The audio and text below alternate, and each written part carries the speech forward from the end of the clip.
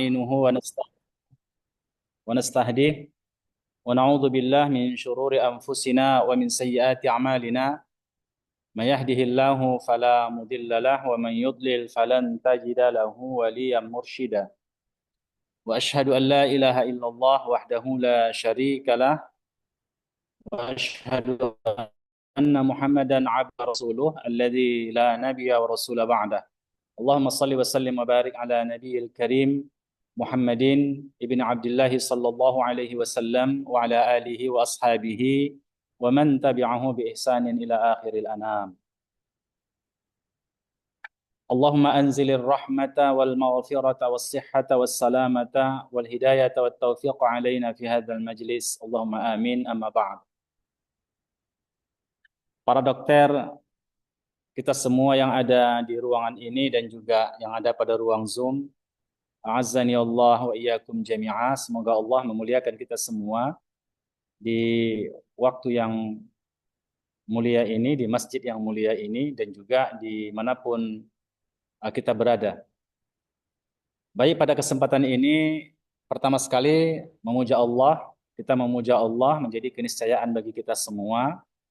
Tentunya ini adalah sekali lagi nikmat yang luar biasa yang hanya Allah berikan kepada orang-orang yang Allah kehendaki mendapatkan kebaikan.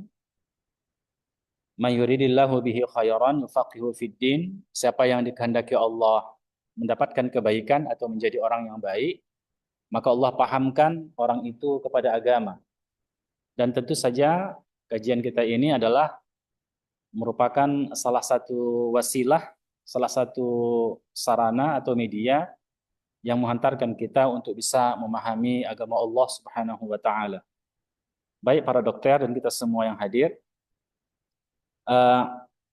karena beberapa kendala dan saya juga mohon maaf seyogyanya kita kajian hari Sabtu kemarin, tetapi kebetulan ada kegiatan ustadz yang lain, yaitu di kedokteran juga, untuk mengisi kajian, dan ustadz mungkin salah untuk mengatur skedul. Oleh sebab itu kami mohon maaf atas semua ini ya, dan tidak akan mengurangi semangat kita untuk melakukan kajian. Kita lanjutkan pembahasan kita di seputar kibriya, di seputar tawadhu atau lawan daripada kibriya. Ibnu Mas'ud berkata, bisa dilihat di halaman 322 dalam kitab kita Tazkiyatun Nufus ya. Barang siapa yang meninggal dan ia tidak pernah menyekutukan Allah Subhanahu wa taala dengan sesuatu apapun, maka ia adalah penghuni surga. Dia masuk surga. Ini hadis yang diriwayatkan oleh Al-Imam Al-Bukhari. Jadi siapa saja yang wafat dengan tauhid, tidak mensyarikatkan Allah, maka dia masuk surga. Dan hadis Nabi SAW juga menjelaskan, man akhiru kalam la ilaha illallah dakhalal jannah. Siapa yang akhir kalamnya adalah la ilaha illallah kama qala Rasul, maka dia akan dimasukkan oleh Allah ke dalam surga. Tentu saja ikhwah, di sini ada penjelasan. Orang yang bertauhid dan tidak membatalkan tauhidnya, maka mereka adalah penghuni surga. Bisa saja karena dosa-dosa tertentu mereka dimasukkan oleh Allah Subhanahu wa taala ke dalam neraka dulu. Dan setelah itu Allah memberikan syafaat, membantu mereka mengeluarkan dari surga. Tapi bisa saja orang yang wafat dalam keadaan bertauhid, ketika Allah menghendaki dia wafat dalam keadaan bertauhid, tidak mensyarikatkan Allah Subhanahu wa taala, Allah ampunkan semua dosanya, walaupun dosanya yang begitu banyak, dia akan dimasukkan oleh Allah Subhanahu wa taala ke dalam surga. Jadi ini dua kemungkinan bagi orang yang bertauhid ketika dia wafat. Hadis ini tidak bertentangan antara satu dan yang lainnya. Ya. Begitulah Allah Subhanahu wa taala memberikan nilai yang luar biasa kepada tauhid, kepada orang-orang yang bertauhid. Sesuatu yang tidak bisa dibandingkan dengan apapun, dengan kebaikan apapun. Sebesar gunung Uhud yang kita sedekahkan, yang disedekahkan oleh seseorang, tapi kalau dia tidak bertauhid kepada Allah, itu tidak diakui oleh Allah Subhanahu wa taala. Karena tauhid itu adalah wadah bagi sesuatu. Misalnya kita membuat perumpamaan untuk lebih mudah memahaminya, tauhid itu laksana ember misalnya.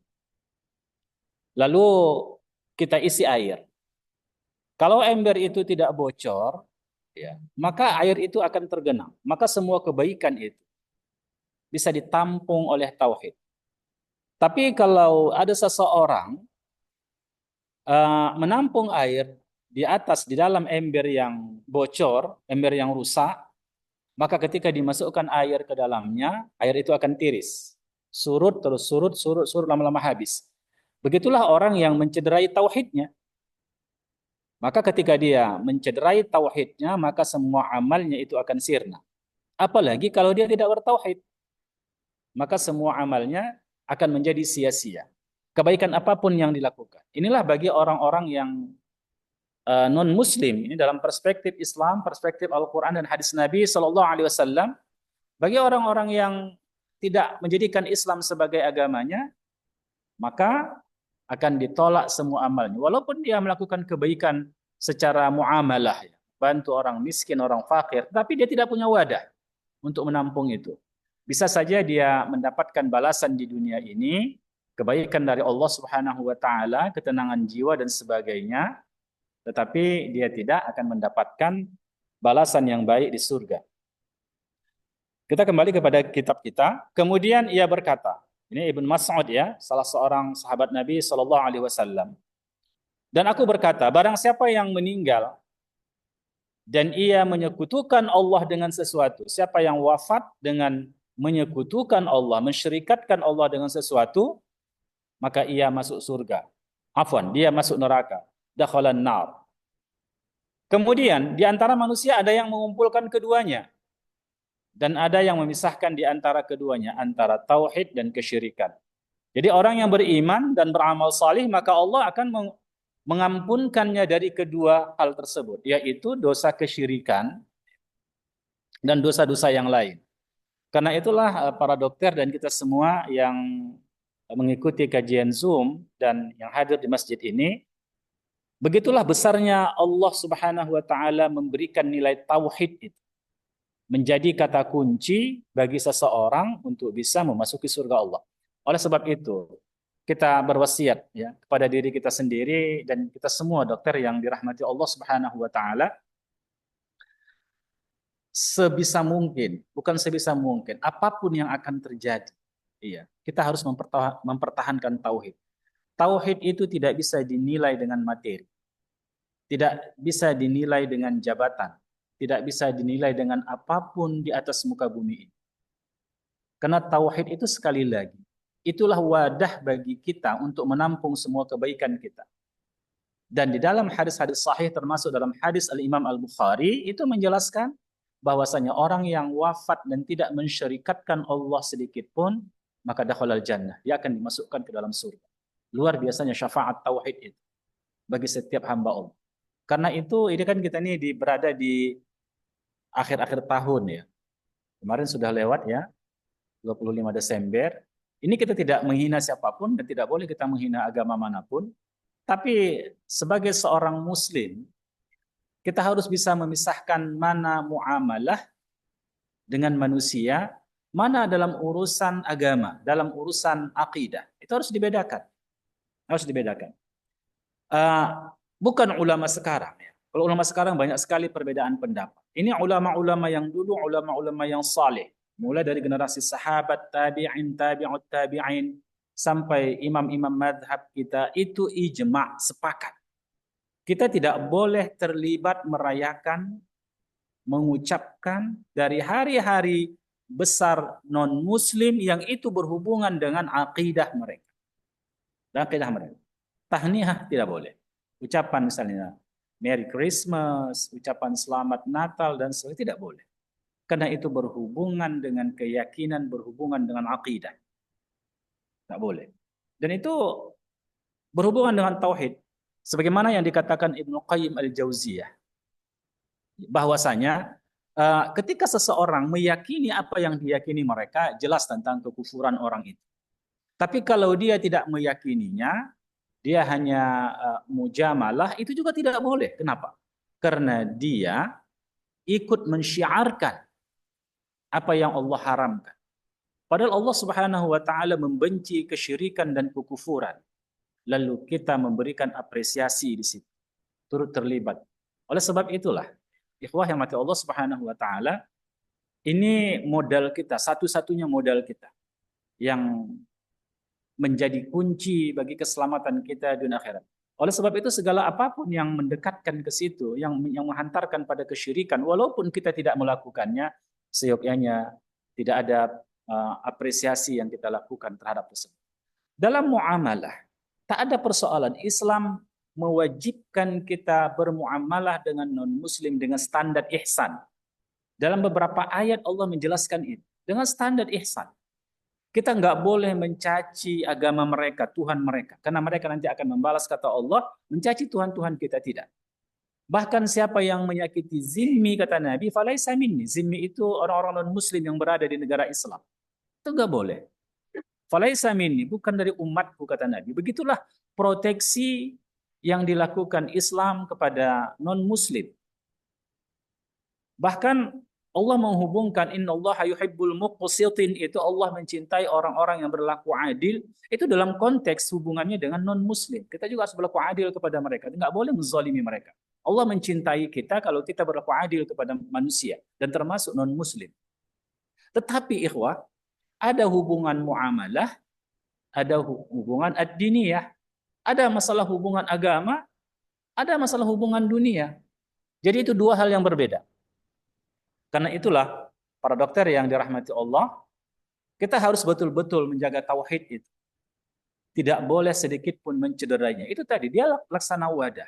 Ketika kita bolongi wadah itu, kita isi air, dan air itu akan tiris. Amal itu semuanya akan habis. Akan habis. Maka tidak diterima amal kita. Baik.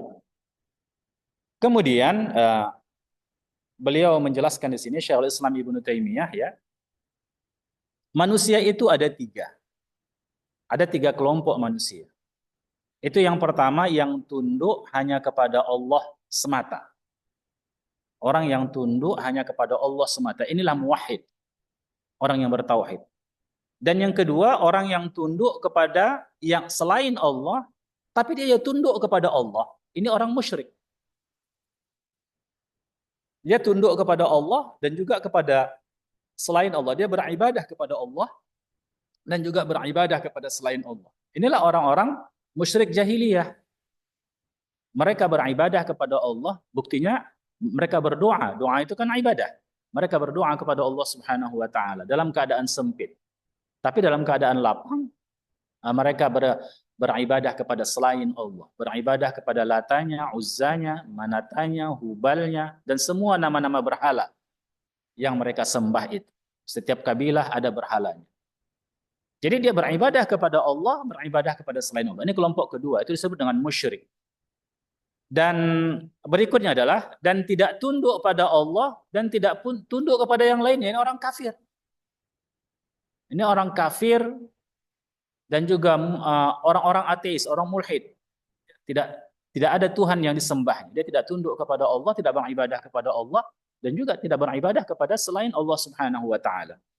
Jadi beliau katakan yang pertama adalah kelompok yang tunduk kepada Allah Subhanahu wa taala semata, itu seorang muslim. Dan yang kedua adalah orang yang musyrik, yaitu tunduk kepada Allah dan kepada selain Allah, artinya beribadah kepada Allah dan beribadah kepada selain Allah. Dan yang ketiga adalah orang yang sombong dan kafir, yaitu orang yang takabur, orang yang sombong dan kafir, ya. Sebagaimana iblis juga demikian, dia tidak beribadah kepada Allah dan juga tidak mau merendahkan dirinya kepada selain Allah Subhanahu wa taala. Ini kelompok yang terakhir. Dan terkadang pula kekafirannya hanya terdapat pada beberapa masalah. Contoh kasus, ya, kekufuran mereka terdapat pada masalah. Misalnya orang-orang Nasrani, ya. Bencana mereka adalah kesyirikan kepada Allah Subhanahu wa taala. Mereka mensyirikatkan Allah. Di mana mereka mensyirikatkan Allah Subhanahu wa taala? Karena mereka beribadah kepada manusia dalam rangka beribadah kepada Allah. Mereka jadikan Isa ibnu Maryam sebagai Tuhan mereka. Sementara orang-orang Yahudi mereka adalah orang yang sombong, kibria, sebagaimana juga iblis. Sebahagian dari mereka tidak mensyirikatkan Allah, sebahagian mensyirikatkan Allah, sebahagian menganggap Uzair sebagai anak Tuhan, sebagai anak Allah. Sebahagian tidak. Dan mereka beribadah kepada Allah Subhanahu wa taala dan tidak mensyirikatkan Allah dengan yang lain dalam hal beribadah mereka. Tapi mereka tidak dikatakan muwahhid, tidak dikatakan ahli tauhid. Bahkan Allah mengatakan di dalam Al-Qur'an kepada mereka ghairil maghdub, tapi mereka dimurkai oleh Allah sebagaimana iblis. Apakah iblis melakukan kesyirikan? Tidak. Iblis tidak melakukan kesyirikan dalam beribadah. Dia tidak tunduk kepada siapapun, bahkan kepada malaikat, pada Adam pun dia tidak mau tunduk. Kepada malaikat tak mau dia sujud. Kepada Adam. Dia tidak mensyirikatkan Allah. Tapi apa? Tapi dia maghdub. Dia dibenci oleh Allah. Kenapa? Karena kibria, karena kesombongannya. Dia tidak mau beribadah kepada Allah Subhanahu wa taala. Tidak mau tunduk kepada hukum-hukum yang Allah tetapkan. Ini kesombongan. Jadi iblis itu bukan karena kesyirikannya menyembah makhluk, tidak, tetapi justru karena dia tidak mau inad. Dia tidak mau menyembah Allah sama sekali. Sebagaimana Allah berfirman dalam Al-Quran ya, coba lihat ini. Ada di antara bentuk-bentuk yang tanpa diketahui oleh mereka, sesungguhnya mereka telah mensyirikatkan Allah. Contohnya mana? Ini pada ayat ini Allah berfirman, ayat 31 pada surah At-Taubah ya. A'udzu billahi minasyaitonir rajim. Ittakhadhu ahbarahum wa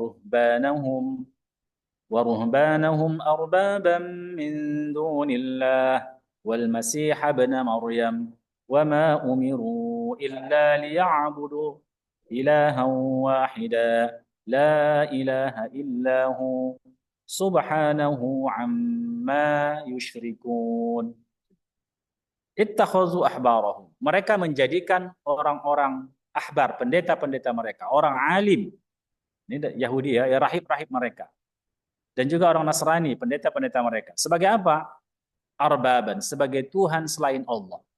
Sebagai Tuhan selain Allah. Dan juga Al-Masih putra Maryam. Itu bagi orang Nasrani. Mereka jadikan sebagai sembahan mereka.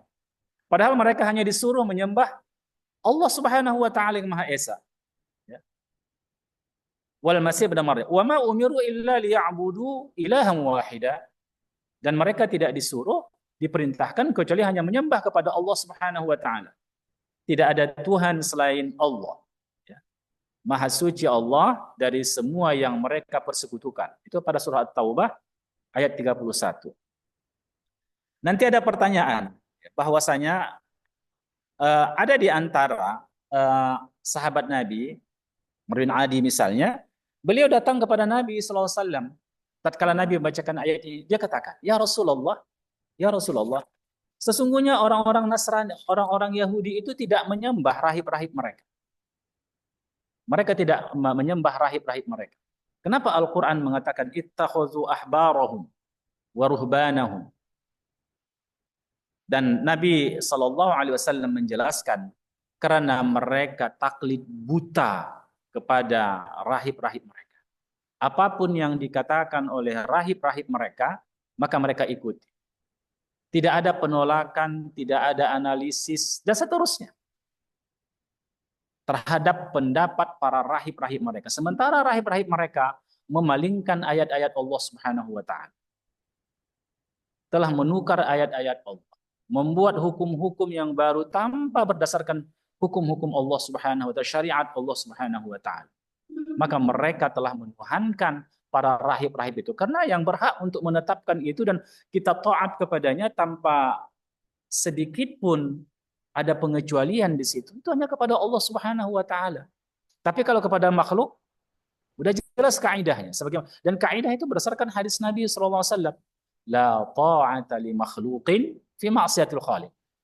Tidak ada ketaatan kepada makhluk dalam hal bermaksiat kepada Khaliq yang pencipta, yaitu Allah Subhanahu wa taala. Oleh sebab itulah maka kaum muslimin memang orang-orang yang diajak untuk cerdas, tidak hanya mengikut pendapat para ustadznya, para kiainya. Coba dinilai dulu pendapat itu. Ya, dia komparasi dulu. Sesuai enggak dengan Al-Quran dan Sunnah. Ada manhatnya, kita ada standarnya kita menerima pendapat itu. Tidak asal ikut saja. Itu perbedaan. Tapi kalau Yahudi dan Nasrani, sebagaimana yang direkamkan ayat ini, mereka menjadikan rahib-rahib mereka laksana Tuhan jadinya. Ya, kenapa? Karena semua apa yang dikatakan para rahib-rahib itu mereka ikuti. Dan Allah berfirman tentang orang Yahudi, "Sa'asrifu an ayati alladzina yatakabbaruna fil ardi bighairil haqqi." Akan aku palingkan, sa'usrifu kata Allah, an ayati, aku akan palingkan dari tanda-tanda kekuasaanku, alladzina yatakabbarun fil ardi bighairil haqqi, yaitu orang-orang yang menyombongkan diri di bumi tanpa ada alasan yang benar. yakni orang-orang yang menyombongkan di muka bumi itu. Allah palingkan dari ayat-ayat Allah Subhanahu wa taala, yaitu dari Al-Qur'anul Karim. Allah palingkan mereka.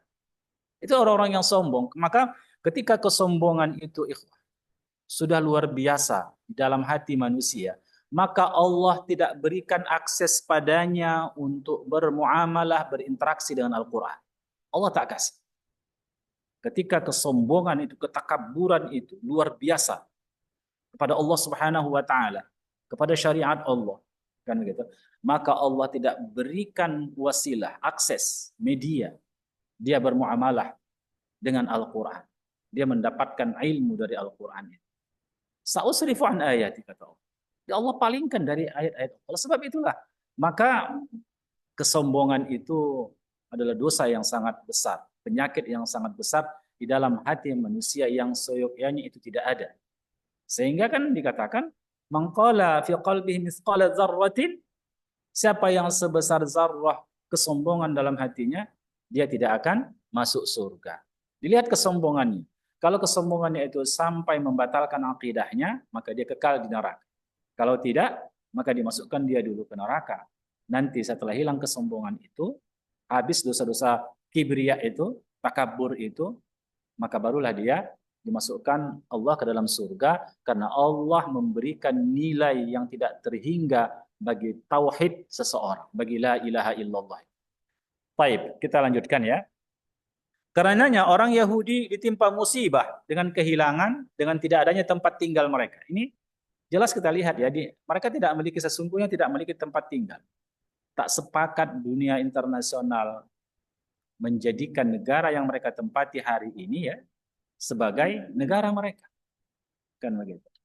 Mereka tetap merasa dalam ancaman dan seterusnya. Itulah yang terjadi sepanjang usia mereka. Ketika mereka di Jerman mereka terusir, ketika mereka di berbagai tempat dulu mereka terusir dan seterusnya. Di Mesir juga mereka terusir sehingga Nabi Musa harus membawa mereka ya, ke dataran Golan dan seterusnya. Kan begitu. Jadi kena hukuman dari Allah. Mereka tidak mensyirikatkan Allah memang. Tapi itu dia apa? Kesombongan yang ada dalam hati mereka. Maka kibriya itu setara dengan syirik dalam perkara-perkara ini. Kemudian, ikhwah yang dirahmati Allah Subhanahu wa taala, sementara orang-orang Nasrani itu ditimpa penyakit ad-dhal, kesesatan ya. Akhirnya kesesatan itu membawa mereka kepada bid'ah. Bid'ah dalam agama Allah. Tata cara beribadah dan seterusnya. Itu terjadi bagi orang yang bodoh. Jadi dua itu penyakit yang menggelincirkan manusia atau tergelincir dari as-siratul mustaqim itu karena kejahilan dan karena kesombongan. Dua ini yang saling berjalan. Manapun penyakit ini ada bagi manusia, maka dia tidak berada pada siratul mustaqim. Nah tadi ghairil maghdub, orang Yahudi walaupun tidak melakukan kesyirikan, tapi mereka maghdub karena kibriyanya. Sementara orang-orang Nasrani melakukan kesyirikan karena apa? Karena jahil mereka. Maka mereka dikatakan dhal. Baik ikhwah. Kemudian kita masuk pada pasal siapa yang menanggung dosa orang-orang yang mengikutinya, pengikutnya. Siapa yang menanggung dosa pengikut-pengikut orang-orang yang sombong tadi, orang-orang yang jahil tadi. Syekhul Islam itu mengawali dari surah An-Nahl ya, ayat 22 sampai 25. Ilahukum ilahun wahid. Tuhan kamu adalah Tuhan yang satu. Falladzina la yu'minuna bil akhirati qulubuhum munkiratun wa hum mustakbirun. Maka orang-orang yang tidak beriman la yu'minuna bil akhirah terhadap hari akhirat. Orang-orang yang tidak beriman kepada hari akhirat, qulubuhum munkiratun wa hum mustakbirun. Hati mereka mengingkari apa? Mengingkari tauhid, keesaan Allah. Dan mereka adalah orang-orang yang sombong. Orang yang tidak mau bertauhid itu orang yang sombong. Ya, orang yang tidak mau beribadah, menundukkan keningnya untuk sholat, kemudian mengeluarkan hartanya untuk berinfak, mengeluarkan zakat dan sebagainya. Itu orang-orang sombong. La jarama anna Allah ya'lamu ma yusirruna wa ma yu'linun. Innahu la yuhibbul mustakbirin. La jaram, tidak diragukan lagi, anna Allah ya'lamu, bahwasanya Allah mengetahui ma yusirruna wa ma yu'linun, apa yang mereka sembunyikan atau rahasiakan dan apa yang mereka munculkan, yaitu mereka lahirkan, mereka wujudkan, mereka nampakkan, ya. Allah mengetahui itu. Kemudian innahu la yuhibbul mustakbirin. Ya, sesungguhnya Allah tidak menyukai orang-orang yang sombong. Lagi-lagi Allah mengatakan hal-hal yang seperti itu adalah orang-orang yang sombong. Wa iza qila lahum, kalau dikatakan kepada mereka, madza anzala rabbukum, qalu asatirul awwalin, apa yang telah diturunkan oleh Tuhan kamu? Mereka menjawab, dongeng-dongeng orang dahulu. Jadi ini kita lihat, ya, hari ini walaupun tidak dengan ucapan vulgar, tapi dikonstruksi kata-kata itu dengan sesuatu yang terkesan ilmiah. Tapi tujuannya untuk menolak ayat-ayat Allah Subhanahu wa taala. Itu banyak kita lihat dari orang-orang liberal. Apa mereka katakan? Bahwasanya, ya, Al-Qur'an itu adalah kalam yang mulia. Secara redaktif dia adalah petunjuk. Tapi untuk konteks kekinian, maka kita tidak melihat apa yang tersurat di dalam Al-Quran itu. Tapi tujuan-tujuan umum yang kita ambil dari Al-Quran tidak lagi mengikuti redaksi ayat per ayat, surah per surah lagi. Tapi apa inti utama dari Al-Quran itu? Contohnya keadilan. Maka konsep keadilan tidak lagi mengikut keadilan Al-Quran. Tapi keadilan yang mereka ciptakan sendiri. Tentang konsep wasatiyah, moderat misalnya. Tidak lagi mengikut bagaimana konsepsi moderat di dalam Islam. Tapi mereka ciptakan sendiri konsepsi moderat berdasarkan sudut pandang mereka. Iya. Dan mereka katakan, karena Al-Quran secara redaktif itu respon 1400 tahun lebih dahulu. Itu respon di situ. Maka sesuai dengan zamannya. Kalau redaksinya sesuai dengan zaman itu. Itu redaksinya. Tapi kita ambil apa? Intisarinya, kan begitu. Pada tujuannya apa? Dia untuk mendegradasi kedudukan Al-Quran itu sendiri. Jadi apa artinya Al-Quran? Tanpa kita mengikuti apa yang tertulis di situ. Dan mereka mengatakan kita harus memahami secara kontekstualnya. Inti utama itu macam keadilan. Maka konsep keadilan. Keadilan bagaimana? Keadilan sesuai dengan kita hari ini, bukan keadilan 1400 tahun yang lalu. Kan begitu. Siapa prototipe ideal kita misalnya tentang apa tadi? Tentang moderat itu. Kan Rasulullah. Kan Rasulullah SAW. Tetapi mereka mengatakan sekarang tidak bisa lagi. Karena Nabi itu kan adalah manusia diikat oleh waktu dan tempatnya. Maka dia merepresentasikan waktu dan tempat di mana dia berada. Dia menggambarkan, mewakili, ya, tempat dan waktunya. Karena itu nggak bisa kita jadikan Nabi Muhammad sebagai konsepsi apa namanya itu, moderat hari ini. Tapi justru bisa berbeda dengan hari ini. Contohnya apa? Karena teroris itu banyak pakai jenggot katanya, maka jenggot itu bukan simbol-simbol moderat. Ya, bukan simbol-simbol moderat. Jadi akhirnya seperti itu, ya, terjadi. Nah, mereka tidak langsung menolak Al-Quran, tapi isi kandungan Al-Quran itu. Mereka mengatakan itu asatirul awal. Ada yang mengatakan demikian. Coba bayangkan begini. Sampai-sampai ada yang mengatakan begini. Al-Quran itu, kalau di dalam redaksinya itu mitos. Mitos. Kemudian baru ketika dia dipahami, itu logos. Dia amalkan, baru apa namanya? Ada mitos, ada logos, baru etos. Ini kan bahasa yang tidak bisa dimengerti. Kalau kita kembali tentang sejarah, mitos, logos, ini kan Yunani. Itu mereka katakan kepada Al-Quran. Ini berbahaya ya. Ini mengatakan apa? Al-Quran itu mitos kalau hanya berada di dalam kandungan. Padahal sesungguhnya Al-Quran itu adalah kalamullah. Apakah kalamullah mitos? Diamalkan orang atau tidak itu bukan mitos. Itu kalamullah. Yang qadim, kalamullah. Yang sedikit pun tidak ada keraguan kita tentang kebenaran.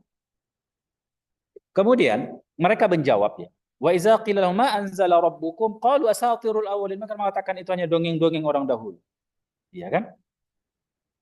Liyahmilu awzarahum kamilatan yaumal qiyamah wa min awzari alladhina yudhillunahum bighairi ilmin. Dan sebagian ya, mereka mengatakan itu adalah dongeng-dongeng orang dahulu. Ucapan mereka itu menyebabkan mereka pada hari kiamat memikul dosa-dosanya sendiri secara sempurna, tak dikurangi dosa-dosa mereka. Dan sebagian dosa-dosa orang yang mereka sesatkan yang tidak mengetahui sedikit pun bahwa mereka disesatkan. Jadi ini menjadi sesuatu yang penting bagi kita. Kenapa penting? Karena begini, ada amal itu, amal jariyah yang terus mengalir pahalanya sampai hari kiamat. Kalau kita mengajarkan kebenaran. Tapi kalau kita ajarkan itu adalah kesesatan, ajaran itu adalah kekeliruan, demikian juga sampai hari akhirat kita menanggung, kita mendapatkan dosa. Mendapatkan dosa dari apa yang kita ajarkan. Nabi kita mengatakan begini ya. Man da'a ila dhalalah, kana alaihi wizruha wa wizru man amila biha ila yaumil qiyamah. Barang siapa yang mengajak orang kepada kesesatan, kana alaihi wizruha, maka baginya dosa kesesatan itu. Dia melakukan kesesatan, dosa baginya. Tapi tidak berhenti di situ. Wa wizru man amila biha ila yaumil qiyamah.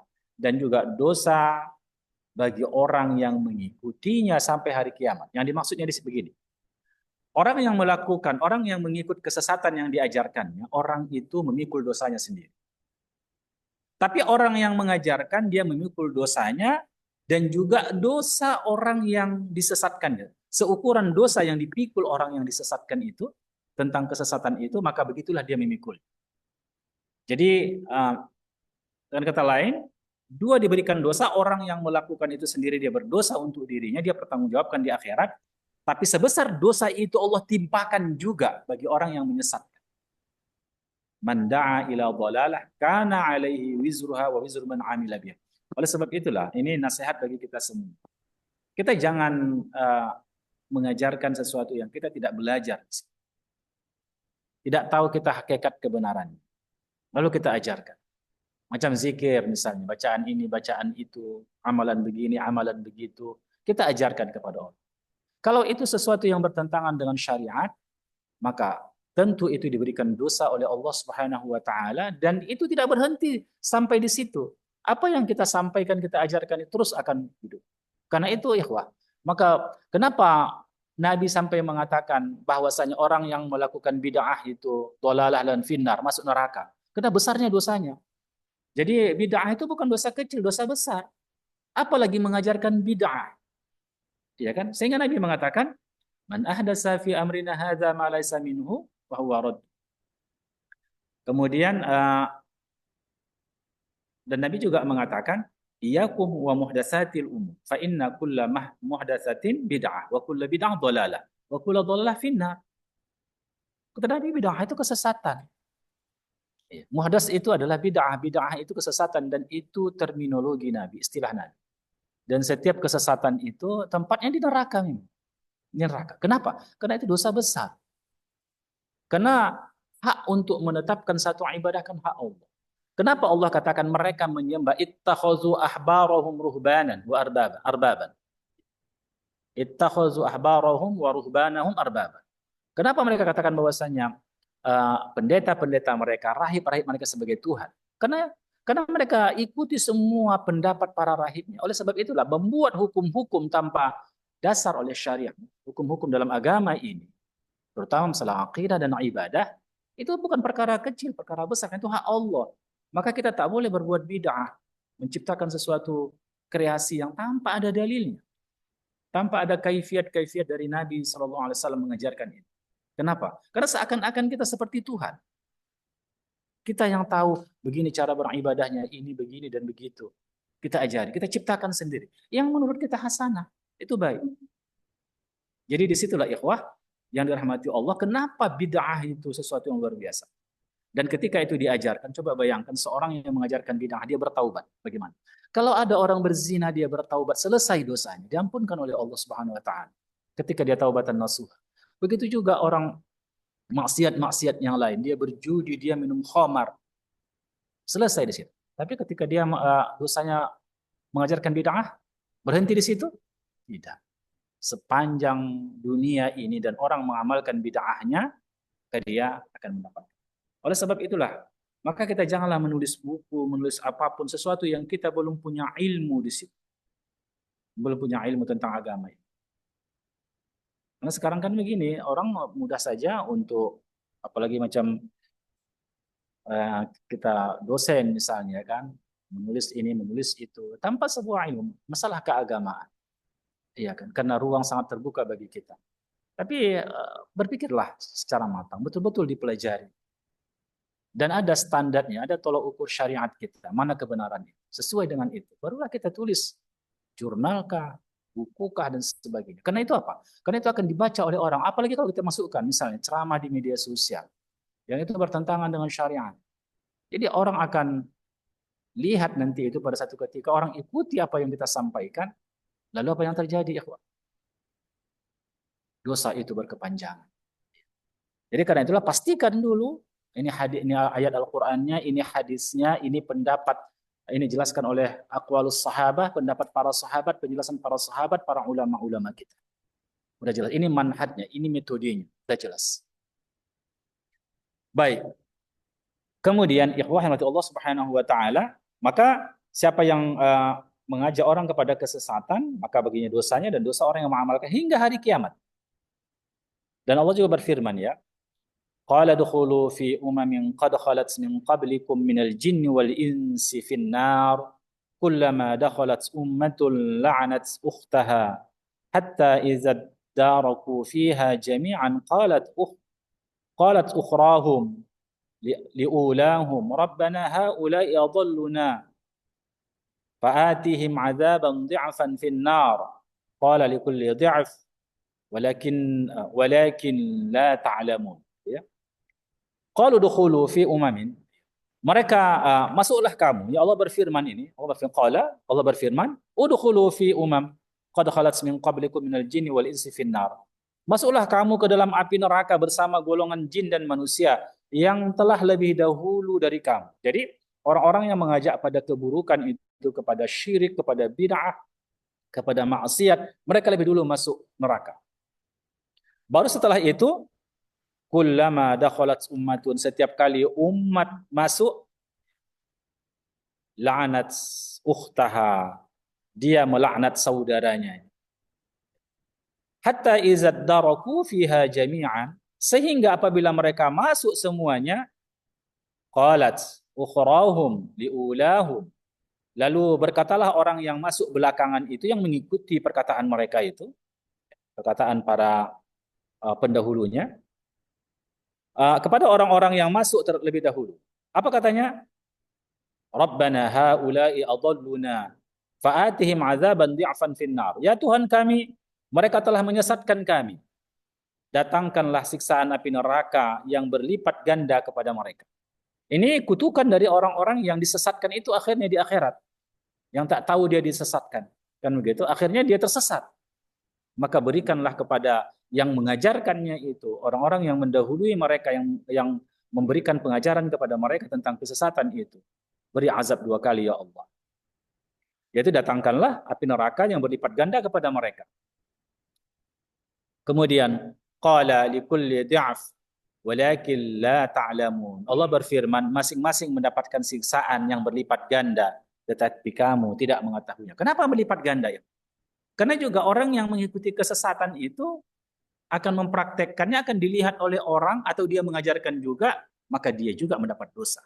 Maka orang yang pertama berlipat ganda dosanya, orang yang mengikutinya dan itu diikuti pada orang berikutnya, jadi dapat dosa. Jadi karena itulah makanya hati-hati. Maka perlunya kita duduk ngaji, kita belajar tentang Islam. Karena tidak ada kehidupan dua kali, kehidupan hanya sekali. Kalau ini gagal, maka gagal sepanjang kehidupan kita. Karena kita makhlud. Makhlud artinya adalah dikekalkan oleh Allah. Mulai dari barzakh, jalan di mahsyar, sampai nanti di akhirat. Nggak ada kematian lagi. Sesungguhnya bagi kita. Inilah pertaruhan hidup kita di dunia ini. Kalau ini selamat, maka insya Allah selamatlah berikutnya. Kalau tidak, maka tidak. Maka sabarlah kita, memanage nafsu kita, hawa nafsu kita. Ya, sabarlah kita di dalam ketaatan. Sabarlah kita untuk tidak melakukan kemaksiatan. Sabarlah kita dari hinaan dan cercaan. Karena memang inilah perjuangan kita. Inilah perjuangan kita ya. Tak ada kehidupan yang kedua di dunia ini. Hanya sekali kita wafat, kecuali mati suri lah. Itu bukan mati sebenarnya, kan bukan wafat sebenarnya. Nggak ada. Kalau ini selamat, ya berapa sisa waktu kita hari ini? Itulah pertaruhan kita. Berapa waktu lagi kita nggak tahu kan begitu. Apalagi kita yang sudah di atas 50 tahun kan begitu. Ya harus semakin dekat. Berpikirlah beribu kali untuk melakukan kemaksiatan, untuk menjual akhirat kita dan seterusnya. Baik ikhwan Allah Subhanahu wa taala. Termasuk juga ini ya, jangan ajarkan kepada seseorang yang kita belum tahu hakikatnya ilmu, belum tahu kita ada nasnya, belum tahu kita ada penjelasannya dari hadis Nabi sallallahu alaihi wasallam dan juga manhaj yang benar. Kemudian Allah mengabarkan bahwa sesungguhnya orang-orang yang disesatkan akan memohon kepada Allah untuk para pemimpin mereka. Orang-orang yang disesatkan oleh para pemuka-pemukanya itu, orang-orang yang sombong itu, ya, orang-orang yang takabur, kibria itu, ya, karena mengajarkan sesuatu tidak berdasarkan hukum Allah terhadap agama ini, kesombongan itu. Udah ada nas Al-Quran, kenapa tidak itu yang diikuti? Udah ada sunnah Nabi, kenapa tak itu yang diikuti? Udah ada penjelasan para ulama-ulama kita yang saleh-saleh, generasi salafus salih. Kenapa tak diikuti? Lalu dia ingin berkreasi agar nampak baru, agar nampak sebagainya, diajarkan. Lalu Allah mengabarkan ya, bahwa sesungguhnya orang-orang yang disesatkan akan memohon kepada Allah. Apa doa mereka? Orang-orang yang disesatkan itu. Waqalu, dan mereka berkata, Rabbana innana ata'na sadatana wa kubara'ana fa'adalluna as-sabila. Ya Tuhan kami, sesungguhnya kami telah menaati para pemimpin dan para pembesar kami. Lalu mereka menyesatkan kami dari jalan yang benar. Rabbana atihim di'afaini minal adabi wal'anhum la'nan kabira. Ya Tuhan kami, timpakanlah kepada mereka azab 2 kali lipat. Dan laknatlah mereka dengan laknat yang besar. Itu penyesalan orang-orang yang mengikuti jalan-jalan kesesatan itu. Makanya sekali lagi sangat selektiflah kita ikhwah ya, selektif. Lebih bagus sedikit amal dilakukan, tetapi kita selamat. Daripada banyak amal, justru semuanya akan sia-sia. Atau justru bukan hanya kesia-siaan, tapi akhirnya menjerebatkan kita ke dalam bara api neraka. Ya, kita lanjut bacaan dari kitab ini. Allah Ta'ala mengabarkan bahwa sesungguhnya bagi setiap pengikut dan bagi yang diikuti dilipat gandakan azab. Akan tetapi para pengikut tidak mengetahui kalau azabnya juga dilipat gandakan. Dia mengikut yang sesat, yang dia ikut diajarkan, dia dapat juga. Jadi seperti itu. Sesungguhnya pemimpin yang berhak untuk dipuji dan disanjung adalah mereka yang menunjukkan pada kebenaran. Ingat, kita memiliki standar kebenaran. Sebagai sumber kebenaran Al-Quran dan Sunnah Nabi. Itu sumber kita. Dalil bisa bertambah, yaitu masuk ijma', masuk qiyas, dan yang lain-lain. Itu dalil, argumentasi kita. Tapi kalau sumber hanya Al-Quran dan Sunnah, itulah sumber kita dalam berislam. Dan itulah sumber kehidupan kita. Hanya 2 saja. Dan juga, karena problem kita berikutnya adalah, setiap orang yang dia menyebut, mengaku dirinya sebagai Muslim, dia akan mengatakan Al-Quran dan hadis sebagai sumber. Tapi bagaimana kita bisa memilahnya? Karena Khawarij, kelompok ekstrim itu, sampai-sampai mereka membunuh para sahabat, mengkafirkan para sahabat, hanya kelompok mereka saja yang benar waktu itu. Ya kan, di luar kelompok Khawarij adalah kafir. Mereka mengaku Muslim. Mereka berhukum dengan mengucapkan ayat-ayat Allah. Inilah hukma illa lillah. Tak ada hukum kecuali hukum Allah. Kelompok apa namanya? Kelompok Murji'ah, kelompok liberal begitu juga. Kalau sudah kita mengatakan la ilaha illallah Muhammad Rasulullah sudah selesai, walaupun tak sholat, walaupun melakukan maksiat, nggak akan mempengaruhi keimanan.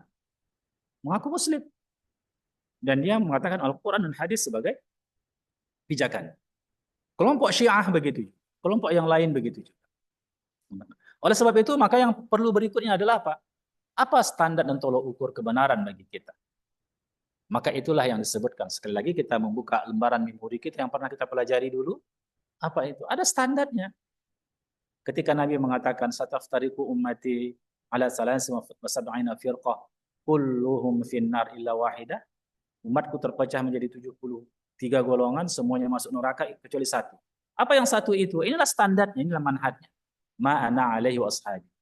Apa yang aku jalani, yang aku lakukan, yang aku ucapkan, yang aku takrir, dan diikuti para sahabat. Maka semua kita konfirmasi itu. Bagaimana sholat kita, lihat sholat Nabi. Lihat sholat para sahabat. Bagaimana zikir kita, lihat zikir Nabi. Dan zikir para sahabat. Bagaimana cara mereka tentang perayaan-perayaan. Apa yang mereka rayakan, itu kita rayakan. Karena itu bagian dari agama. Apa yang mereka lakukan, itulah yang kita lakukan. Dalam masalah perkara-perkara agama ini. Karena itu yang distandarisasi. Ma'ana alaihi wa ashabi. Kemudian Allah berfirman, radhiyallahu anhum wa radu'an. Mereka diridhai Allah dan Allah ridha kepada mereka. Dan kita juga disuruh untuk as-sabiqunal awwaluna minal muhajirin wal ansar. Kita disuruh mengikut ya. As-sabiqunal awwalun, orang terdahulu itu. Siapa yang terdahulu? Muhajirin wal ansar. Itu para sahabat, sahabat muhajirin dan sahabat ansar. Wallazina tabahum bi ihsan. Orang yang mengikut mereka dengan baik. Siapa itu? Para tabi'in. Para tabi'un tabi'in. Catatin bi ihsan. Kata ihsan di situ adalah mengikut manhaj mereka dan amal-amal mereka. Jadi kalau yang muncul hari ini yang bertentangan dengan mereka, bagaimana kita bisa membenarkan itu? Dalam perkara agama ya, perkara urusan dunia. Kalau urusan dunia, antum a'lamu bisyu'uni dunyakum, bi amri dunyakum. Kamu lebih tahu tentang urusan itu, kata Nabi. Silakan berkreasi di sini. Jadi ini, ikhwah, ada standarnya, tolok ukurnya, manhajnya dalam kebenaran itu. Maka yang mengajarkan seperti itu dipuji, terpuji. Itulah kebenaran. Ya, sesungguhnya pemimpin yang berhak untuk dipuji dan disanjung adalah mereka yang menunjukkan pada kebenaran. Sebaliknya, cacian yang sangat besar serta laknat bagi para pemuka-pemuka, para pemimpin-pemimpin yang menyesatkan. Bahkan diriwayatkan dalam sebuah asar dan di sini ya muhakkiknya ini yaitu yang menulis ulang dari komentar terhadap kitab ini mengatakan, saya tidak tahu sanadnya, tapi ini ditemukan di dalam tulisan Syekhul Islam Ibnu Taimiyah. Tapi kita mengetahui Syekhul Islam Ibnu Taimiyah, dia seorang ahlul hadis. Dia seorang yang sangat selektif dalam periwayatan-periwayatan. Apa katanya? Sesungguhnya tidaklah ada siksaan di neraka itu kecuali dimulai dari iblis. Iblislah yang pertama yang durhaka. Maka orang mengikut jalan-jalan iblis. Kemudian kepada selainnya, di bawahnya, di bawahnya, di bawahnya. Dan tidak ada nikmat yang ada di surga kecuali dimulai dari Nabi Muhammad, kemudian berpindah kepada di bawahnya. Dari umat Nabi Muhammad itu tak ada kebaikan kecuali bersumber dari Nabi. Apapun yang kita amalkan hari ini sumbernya Nabi. Kita baca Al-Quran, itu Nabi yang mengajarkan ke sahabat. Begitu juga ketika kita sholat, kembalikan kepada Nabi. Maka sumber situ adalah kebaikan nanti di surga itu ada dari diri Nabi Muhammad SAW, dikaruniakan oleh Allah Subhanahu wa Ta'ala. Jadi kemudian berpindah kepada lain, pada sahabat. Maka sahabat itu kedudukannya tinggi, kenapa? Karena ilmu dari Nabi itu berdasarkan mereka yang menyampaikan. Maka hari ini, kalau kita sholat, kita mengikuti riwayat dari salah seorang mereka. Mereka sampai kapanpun dapat pahala dari sholat kita. Jadi terus, continue. Maka sampai kapanpun kita tidak bisa menandingi kedudukan dan derajat para sahabat. Nggak bisa. Kenapa? Karena ilmu mereka yang diajarkan kepada tabi'in itu yang kita amalkan hari ini. Dan seterusnya. Kemudian, karena Rasulullah SAW adalah imam yang mutlak, menunjukkan orang kepada kebenaran bagi orang yang pertama dari anak cucu Adam dan orang-orang yang terakhir, yaitu dari umat Nabi Muhammad SAW. Apa kata Nabi? Ana sayyidu waladi Adam wala fakhar. Aku ini adalah pemimpin anak Adam. Wala fakhar. Aku tidak bangga. Ini bukan kebanggaan, kata Nabi. Bukan karena kesombongan, kata Nabi. Eh, Adamu wa ayat. Faqad Adamu wa man dunahu tahta liwa'i yaumal qiyamah wala fakhar. Bahwasanya Adam nanti dan Adam dan orang-orang yang di bawahnya itu anak cucu Adam itu berada di bawah bendera Nabi pada hari kiamat. Kita kan tahu tentang hadis syafaat. Ini hadis sahih. Bagaimana hadis syafaat itu? Nanti Allah begitu murkanya kepada makhluk di hari kiamat. Allah begitu murka. Bagaimana Allah tidak murka? Allah ciptakan makhluk. Allah berikan kepada mereka apa yang mereka butuhkan. Apa yang mereka butuhkan? Semua Allah karuniakan kepada mereka. Fasilitas tempat, rezeki, tentang kehidupan, dan seterusnya. Allah berikan nikmat. Mereka bisa merasakan nikmat. Bisa merasakan manis, bisa merasakan asam, dan sebagainya. Allah berikan. Apa yang paling mereka butuhkan, Allah mudahkan. Udara yang paling kita butuhkan itu paling dimudahkan oleh Allah Subhanahu wa taala kita peroleh. Jadi Allah berikan semua kepada makhluk. Lalu tiba-tiba mereka kufur kepada Allah. Coba bayangkan itu. Mereka kufur kepada Allah Subhanahu wa taala. Kafir kepada Allah Subhanahu wa taala. Lumayan lagi kalau mereka tidak melakukan kemaksiatan. Ini justru nikmat yang Allah berikan itu mereka gunakan pula untuk mendurhakai Allah. Bayangkan betapa jahilnya makhluk-makhluk Allah, termasuk manusia, jin dan manusia. Karena itulah Allah murka hari kiamat. Tak ada yang berani mengangkat kepalanya di hari kiamat. Kemudian Nabi kita Muhammad SAW mengangkat kepalanya dan berdoa memohon kepada Allah. Dengan doa yang tak pernah Nabi ucapkan di muka bumi ini dan tak pernah diucapkan oleh makhluk di muka bumi ini. Menyanjung Rabb. Menyanjung Rabb. Dan disitulah Allah Subhanahu wa taala menurunkan murkanya. Menurunkan murkanya. Makhluk ini datang kepada Adam, meminta syafaat, Adam tak mampu. Datang kepada Nabi Ibrahim tidak mampu. Datang kepada Nuh, Nuh tak mampu. Datang kepada Ibrahim, Ibrahim tak mampu. Datang kepada Musa, Musa nggak mampu. Datang kepada Isa, lalu disuruh kepada Nabi kita Muhammad SAW. Jadi beliau adalah guru daripada semua, guru dari umat Nabi Muhammad SAW. Jadi beliau sang pemberi syafaat bagi orang yang pertama dan yang terakhir dalam hisab perhitungan amal di antara mereka. Beliau orang yang pertama kali meminta dibukakan pintu surga. Dan salah satu kelebihan Nabi kita adalah Allah memberikan syafaat kepadanya. Ya, dengan memenuhi, seseorang akan bisa mendapatkan syafaat dari Nabi kita dengan 3 persyaratan itu kan. Yang pertama adalah yang diberikan syafaat itu bukan orang yang ditetapkan oleh Allah ke dalam neraka, bukan orang yang dimurkai oleh Allah. Maka Nabi bisa memberikan syafaat kepada orang. Dan yang kedua, jadi tidak ada syafaat bagi orang kafir. Bagi orang yang mati dalam kesyirikan tidak ada syafaat. Bagi orang-orang yang beriman, yang ada syafaat. Itu di antara syafaat itu yang paling dibutuhkan. Nanti ada orang yang sudah ditimbang. Ditimbang ini masuk neraka. Ditimbang amalnya, ya kan, keburukannya, dia akan masuk neraka. Sudah digiring mbak ke neraka. Lalu ada syafaat dari Nabi kita. Nggak jadi masuk neraka. Dibawa dia ke surga. Itu syafaat.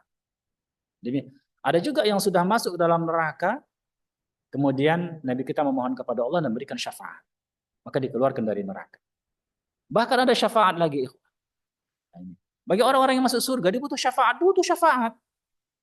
Bah, tapi Ustaz udah masuk surga orang ini. Iya. Level kita nggak tahu kita, di surga mana kita. Ketika kita mendapat syafaat, misalnya di surga yang paling bawah. Dapat syafaat Rasulullah, bisa dinaikkan kepada surga tingkat 2, tingkat 3, tingkat 4, atau ke Firdaus, Aden. Itu dari syafaat Rasulullah SAW. Dari syafaat dari Rasulullah biiznillah. Jadi itu kemudian yang tadi ya, yang pertama yang diberikan syafaat itu adalah orang-orang yang beriman kepada Allah Subhanahu wa taala. Dan yang ketiga itu biiznillah, yang kedua biiznillah. Tak ada syafaat tanpa izin Allah, enggak ada. Semuanya biiznillah, dengan izin Allah Subhanahu wa taala ya. Tak ada di luar kendali Allah Subhanahu wa taala. Baik, ikhwan. Ya, mungkin sampai di sini dulu. Ada pertanyaan kita sedikit lagi ya ini sebenarnya. Ya, kita bacakan saja. Yakni para pengikut kekafiran ya. Para pengikut jalan kekafiran. Jadi Syekhul Islam Ibnu Taimiyah itu mengawalinya dari firman Allah pada surah Al-Ankabut. Wa qala alladziina kafaru lil ladziina aamanu ittabi'u sabilana wal nahmil khataayakum wa ma hum bihamilina min khataayahum min syai' innahum lakadzibun. Wa la yahmilunna asqalahum wa asqalan ma'a asqalihim wala yus'alunna yaumal qiyamati amma kanu yaftarun. Dan orang-orang kafir berkata kepada orang-orang yang beriman, ikutlah jalan kami dan kami akan memikul dosamu. Ini. Jadi uh, orang-orang kafir mengajak, kan banyak terjadi. Misalkan di zaman Nabi SAW, di zaman sekarang ini itu banyak terjadi. Iyalah, lakukan aja. Tak masalah itu, biar aku nanggung dosanya. Nggak ada dia menanggung dosa kita, orang kita yang melakukan. Udahlah, lakukan aja. Aku yang nanggung dosa. Aku yang menanggung dosanya. Kan begitu. Jadi ini ikhwah perbuatan apa namanya itu? Ungkapan-ungkapan yang sia-sia sebenarnya. Bagaimana dia menanggung dosanya? Sedangkan yang diajak itu orang yang mukallaf, orang yang sudah dibebani dosa. Maka dia memang berdosa. Tapi dosa orang itu tetap orang dibebankan kepada orang tersebut, dan dosa dia dosa mengajak kepada keburukan. Itu dosanya ya. Walaupun tak dikurangi dari dosa orang tersebut. Baik. Kemudian ya, padahal mereka sedikit pun tidak sanggup memikul dosa-dosa mereka sendiri. Dosa mereka pun tak terpikul-pikul mereka. Sesungguhnya mereka benar-benar berdusta dan mereka benar-benar akan memikul dosa mereka sendiri dan dosa-dosa yang lain yang bersama dosa mereka. Dan pada hari kiamat mereka mesti akan ditanya tentang kebohongan yang selalu mereka katakan, adakan itu. Dan dijelaskan oleh beliau, Allah Ta'ala mengabarkan bahwa para tokoh kesesatan tidak menanggung dosa orang-orang yang beriman sedikit pun. Nggak bisa. Para pemimpin itu akan menanggung dosa para pengikutnya yang disesatkannya. Di samping memikul dosa mereka sendiri. Dan dosa para pengikutnya tidaklah dikurangi sedikit pun. Itu tadi karena juga mereka mengajak orang lain untuk mengikut kepada mereka. Sebagaimana yang disebutkan dalam kitab Sahihain, dari hadis Ibnu Abbas radhiyallahu taala anhuma, dari Sufyan radhiyallahu taala anhu, sesungguhnya Nabi Muhammad sallallahu alaihi wasallam menulis surat kepada Heraklius. Dan jika kamu berpaling, maka kamu menanggung dosa orang-orang yang kamu pimpin. Jadi kalau Heraklius tidak mengikuti seruan Nabi, dia menutupi kebenaran, maka dia akan menanggung dosa-dosa para pengikutnya. Dosa mereka tanggung, tapi dia tetap diberikan dosa sebagaimana dosa-dosa mereka. Rasulullah mengabarkan bahwa Heraklius akan menanggung dosa para pengikutnya sebab mengajak mereka kepada kebatilan. Sebagaimana telah diketahui bahwa barang siapa yang berpaling dari mengikuti Rasulullah SAW, maka sebagaimana ya, maka baginya dosa sebagaimana dosa-dosa orang yang tidak mau mengikuti Rasulullah SAW. Intinya mereka adalah orang-orang yang sombong, orang-orang yang sok berani memikul dosa orang lain, orang-orang yang tidak mau mengikuti perintah Allah. Itu adalah kesombongan. Sekali lagi, dalam konteks tawadhu, makanya seyogyanya kita sebagai hamba Allah adalah tawadhu, merendahkan diri di hadapan Allah, kita pasrah. Wala tamutunna illa wa antum muslimun. Janganlah kamu wafat sebelum kamu betul-betul pasrah kepada Allah Subhanahu wa taala. Ya. Mungkin ada yang tanya nih dokter ya. Ada pertanyaan Pak ini? Ya, saya baca. Assalamualaikum. Waalaikumsalam warahmatullahi wabarakatuh. Sahabat ikhwah fillah. Kajian hari ini, ini udah antum tadi? Iya, menulisnya ya. Kajian hari ini masih melanjutkan topik sebelumnya mengenai tawadhu ya. Itu dentis mengaji ya. Kemudian ini ada pertanyaan ya dari Bu Dokter. Assalamualaikum. Waalaikumsalam warahmatullahi wabarakatuh. Semoga Ustadz dan kaum muslimin diberikan kebaikan dunia akhirat. Allahumma amin. Allahumma amin. Izin bertanya Ustadz, sering sekali kita melihat amalan-amalan bid'ah yang bahkan ketika dinalar orang yang paling bodoh sekalipun, awam sekalipun, bisa dipahami bahwa itu menyesatkan dan tidak bisa diterima akal. Tapi kenapa pelaku bid'ah itu sendiri sampai bisa tidak menyadari? Ini contohnya ya. Cuman yang dokter ke bawah.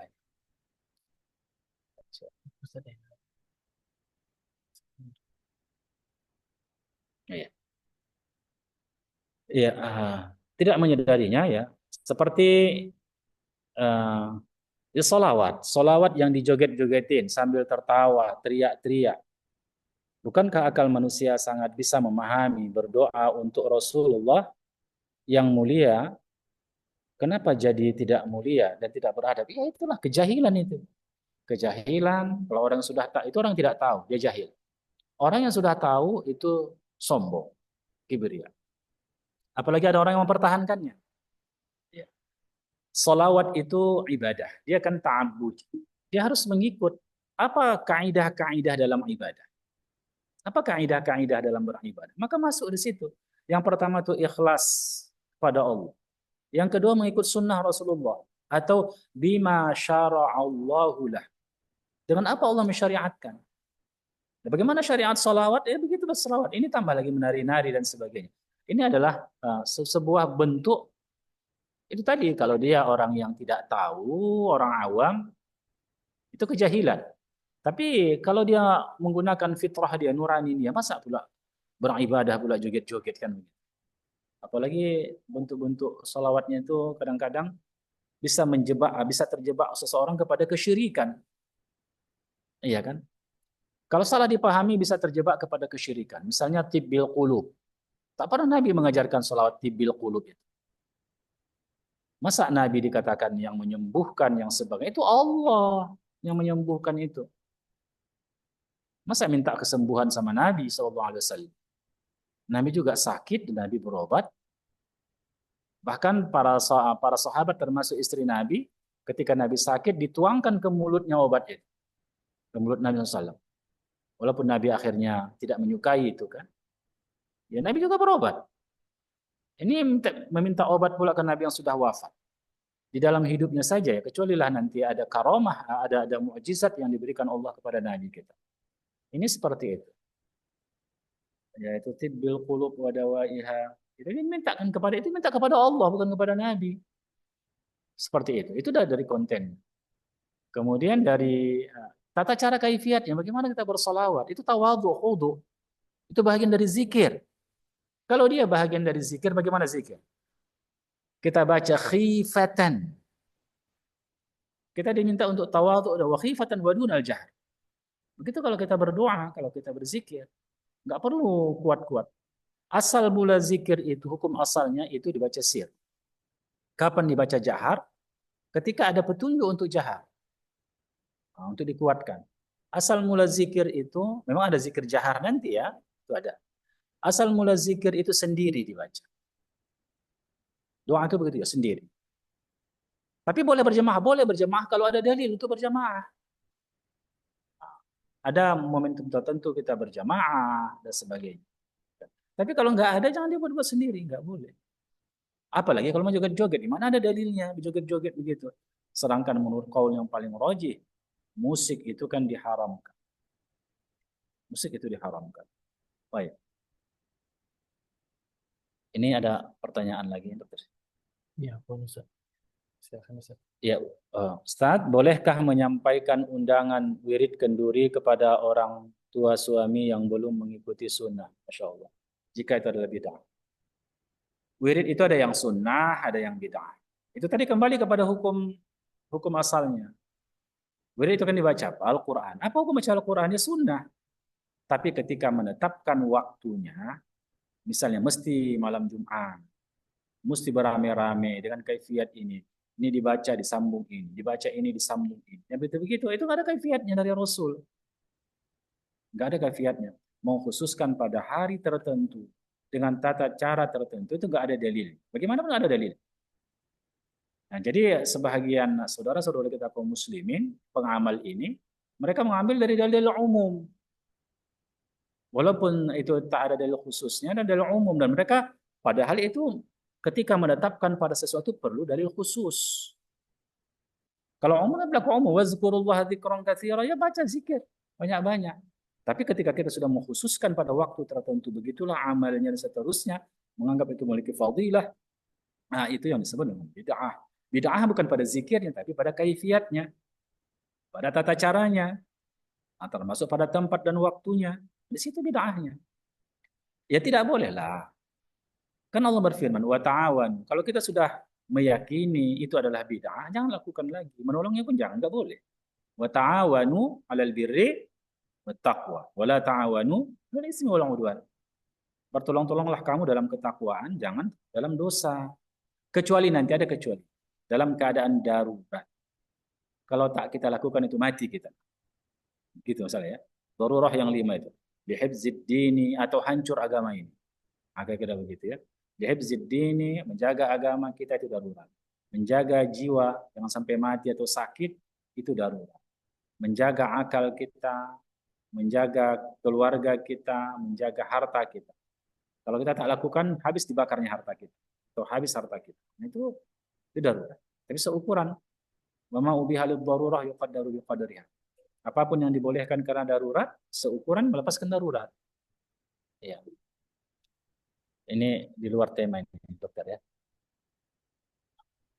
Jika musim panas, bolehkah salat memakai pakaian yang minim?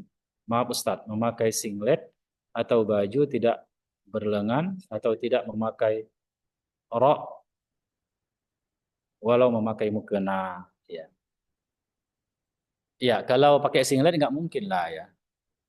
Tanpa mukena ya kalau ada perempuan. Kalau laki-laki, mesti laki-laki syaratnya selain menutup aurat di atas pusat dan lutut, dia harus menutup belakang. Itu hadisnya sahih. Ini dijelaskan panjang lebar oleh Syekh Muhammad Nasir Al-Albani. Jadi masih tutup ini. Makanya kalau kita pun umrah itu kan laki-laki umrah, kita kan ittiba. Ittiba itu kan dibuka kanan, ditutup yang kiri kan begitu kan.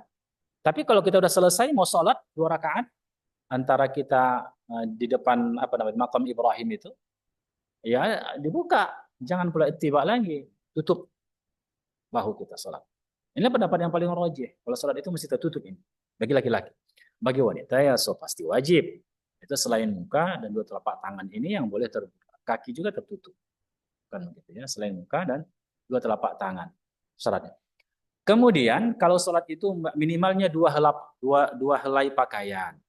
Jadi kalau misalnya, tapi pakaian itu tebal syaratnya. Misalnya ya para wanita, boleh dia tidak pakai yang dalam, boleh. Dia pakai kain dan dia pakai penutup. Tapi mesti tebal ya, mesti tebal. Tapi kalau yang begitu, kita takut melihat nanti sambaran angin dan sebagainya, dia sholat di rumah, jangan pulang ke masjid dia begitu. Ya dokter ya, pulang ke masjid begitu berbahaya. Di rumah dia sholat. Ya. Sebenarnya kalau musim panas itu bukan AC, kipas angin. Selesai ya dokter ya. Tapi kalau nggak ada itu misalnya, ya bolehlah. Minimalnya 2 helai pakaian dipakai. Ada untuk kain sarung, ada untuk atasnya. Jangan pakaian yang satu saja. Baik ya. Ya. Nggak ada dokter coba. Habis ya. Kapan sudah habis Ustaz? Habis ya. Iya. Kalau nggak ada lagi bertanya, di sini ada bertanya Pak? Nggak ada ya? Nggak ada. Pak Syafi'i ada bertanya? Nggak ya. Demikian kaji kita hari ini ya, sudah hampir tengah 12 ya, 4 menit lagi. Semoga bermanfaat. Nah, jadi kita simpulkan bahwasannya. Ini kan bab kita tawadhu. Tawadhu itu adalah karunia Allah Subhanahu wa taala. Itu hanya diberikan oleh Allah kepada orang-orang yang dikehendaki. Dan lawan tawadhu itu adalah kibir, kesombongan. Kesombongan adalah penyakit yang luar biasa. Bisa saja kesombongan itu mengekalkan dia dalam neraka. Sebagaimana iblis tidak melakukan kesyirikan dalam hal beribadah, tetapi dia dimasukkan Allah ke dalam surga karena kesombongannya, inatnya. Dan juga ada orang-orang yang kedua adalah penyakit itu jahil, ketidaktahuan. Akhirnya tersesat. Oleh sebab itulah kita setiap orang beriman ini harus cerdas memang. Jangan mengikut-ikut saja, kita harus belajar, kita harus mengaji. Standar kita, sumber dalam agama kita Al-Quran dan Hadis atau As-Sunnah. Dan metode kita dalam memahami adalah metode yang diajarkan oleh Rasul dan diikuti oleh para sahabat. Itulah manhaj kita. Maka segala sesuatu konfirmasi pada generasi awal. Konfirmasi kepada hadis Al-Quran, konfirmasi kepada hadis, konfirmasi kepada amal dan perkataan para sahabat, pada tabi'in dan ulama-ulama as-sabiqun al-awwal. Ya. Jadi oleh sebab itulah maka berhati-hati kita sekali lagi. Semoga Allah Subhanahu wa taala menjauhkan dari kita sifat kesombongan itu dan memasukkan dalam hati kita tawadhu. Wala tamutunna illa wa antum muslimun. Jangan kamu wafat sehingga kamu pasrah pada Allah, tawadhu kepada Allah Subhanahu wa taala. Subhanakallah bihamdik, asyhadu an la ilaha illa anta astaghfiruka wa atubu ilaik. Assalamualaikum warahmatullahi wabarakatuh.